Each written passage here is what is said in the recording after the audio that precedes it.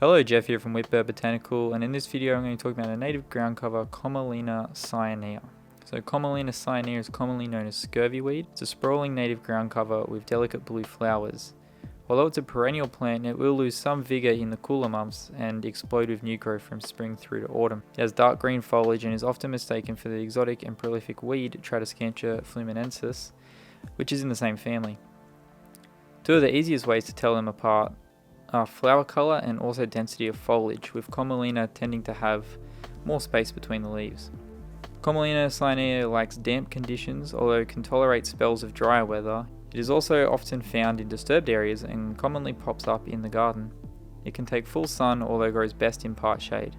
Dense clumps of Commelina are teeming with invertebrate activity. The bright blue flowers last only a day but attract many pollinators, and the dense foliage provides ample cover for predators as well as those wishing to hide from larger animals.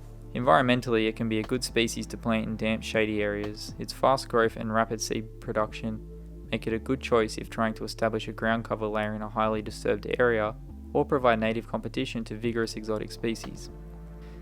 In the garden, it makes a great living mulch. It also works well in hanging baskets in shady spots as it cascades over the side of the container and is a good native alternative to the popular Tradescantia species often sold at nurseries. It also has edible leaves, which make it a nice addition in a food forest permaculture garden or just around the veggie patch as a pollinator attractor and salad green. Quick disclaimer on that front, never eat any part of a plant unless you are 100% sure of the ID. Propagation is easiest done from cuttings. No special hormone treatments are required, just snip the plant behind the node and keep it damp in soil or root in water. They are very fast and easy to propagate in this manner.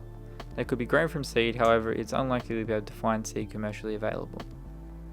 That's it for this one, and thanks a lot for watching. If you like this video and want to see some more videos I've done on Australian native plants, you can check out the playlist on the screen now, or you can go over to this video that's popping up on Pelargonium Astral, which is a native geranium. As always, thanks a lot for watching, and I'll see you in my next one. Bye for now.